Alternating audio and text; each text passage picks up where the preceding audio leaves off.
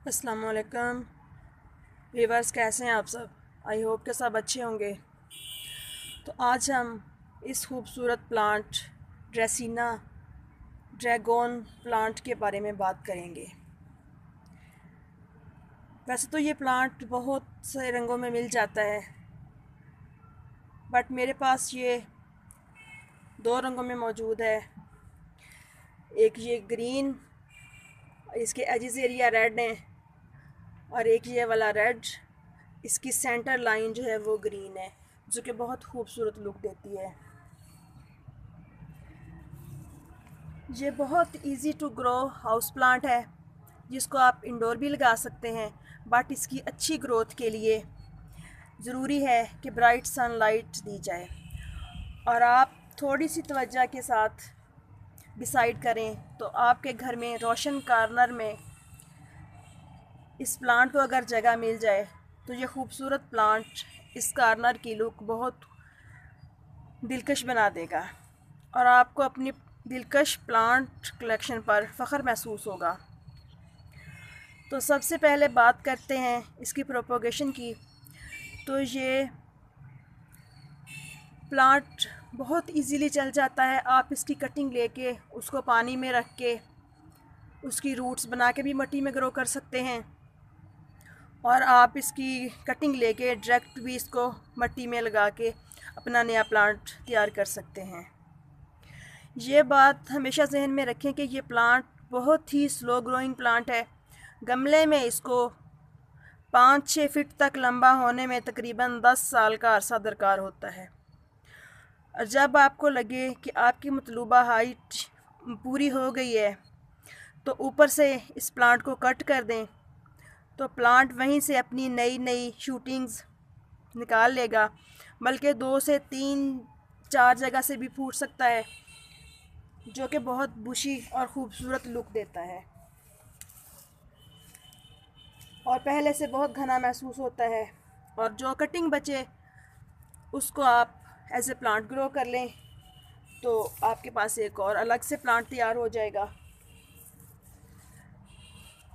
तो बात करें अगर इसकी फर्टिलाइज़र की, तो इसको समर और स्प्रिंग में फर्टिलाइज़ कर दें, और सर्दियों में बस एक दफ़ा नवंबर दिसंबर के महीने में। बेहतर है कि इसको गोबर खाद दें। अगर आप कोई दूसरी केमिकल वाली यूज़ करते हैं तो वो भी 2-4 दाने आप इसमें डाल सकते हैं गमले के हिसाब से। और पानी इसको बहुत ज़्यादा नहीं चाहिए होता, बस हफ्ते में 2 दफ़ा डाल दें, या जब इसकी मिट्टी सूखे तो इसमें आप पानी डाल दें। और अगर आप इस प्लांट की काफ़ी हाइट और अच्छी ग्रोथ चाहते हैं तो इसके लिए ज़रूरी है कि तकरीबन 2 साल बाद या 3 साल बाद निस्बतन बड़े पॉट में शिफ्ट कर दें, ताकि पौधे की जड़ों को अच्छी तरह फैलने की जगह मिल सके। और अगर इस प्लांट को बहुत देर तक धूप में रखेंगे तो इसके पत्तों के एजेस एरिया ब्राउन होना शुरू हो जाएंगे, और पत्ते आहिस्ता आहिस्ता ब्राउन होके गिरना शुरू हो जाते हैं।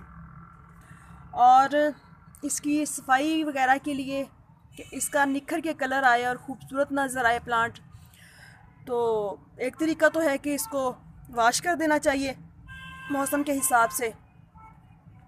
गर्मी है तो आप 2 दफ़ा भी इसको शावरिंग कर सकते हैं। सर्दी है, सर्दी में हफ्ते 10 दिन बाद, वरना कोई नरम सॉफ्ट सा कपड़ा लेके कॉटन वगैरह का, तो पत्तों के नीचे हाथ रख के आहिस्ता आहिस्ता इसकी डस्टिंग कर दें,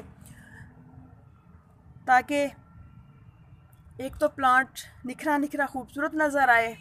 दूसरा, जैसा कि आप सब जानते हैं कि ये एक एयर प्यूरीफाई प्लांट है, तो पत्ते साफ़ होंगे तो अपना काम अच्छे से कर पाएंगे।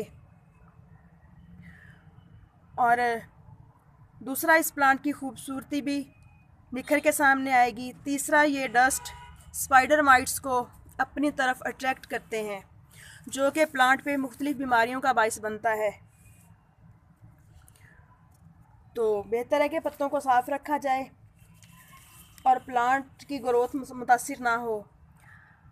और ये जो प्लांट के नीचे से ये वाले पत्ते होते हैं, ये प्लांट बुशी तो नज़र आता है बट चंद दिनों बाद ये ब्राउन होके गिरने लग जाते हैं।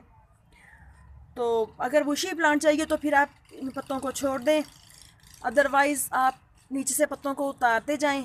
ऊपर चंद एक पत्ते होंगे तो इसकी हाइट जल्दी बढ़ेगी, क्योंकि स्टेम को अच्छी तरह से फूड मिल पाएगी और प्लांट की ग्रोथ बहुत अच्छी होगी।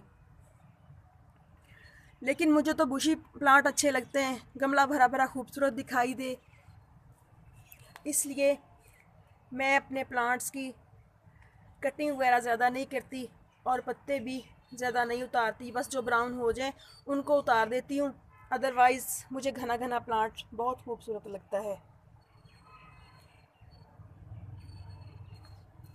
तो